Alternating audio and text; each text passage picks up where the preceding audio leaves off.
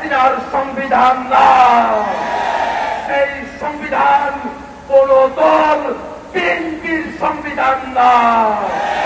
দেশ পরিচালনার জন্য সংবিধান লাগবে, সেই সংবিধান হতে হবে জনগণের সংবিধান।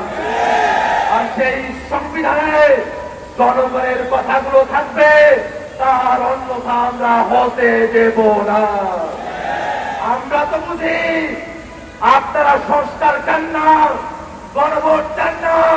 তার পেছনের কারণ হলো আপনারা বাংলাদেশের রাষ্ট্র ক্ষমতাকে, বাংলাদেশের সাংবিধানিক প্রতিষ্ঠানগুলোকে এক ব্যক্তির করায়ত্ত করে রাখতে চান।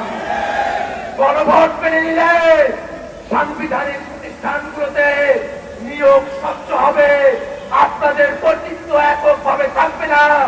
সেই কারণে আপনারা গণভোট চান না।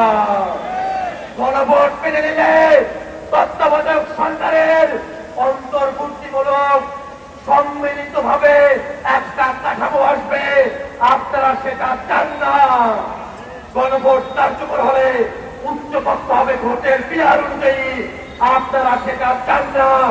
আপনারা মৌলিক কাঠামোর পরিবর্তন চান না, এই কারণে গণভোট চান না।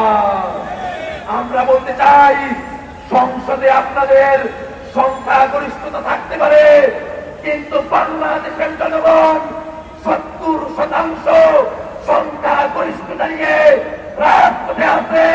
এই জনগণকে কোনোভাবেই অমান্য করে আপনারা টিকে থাকতে পারবেন না।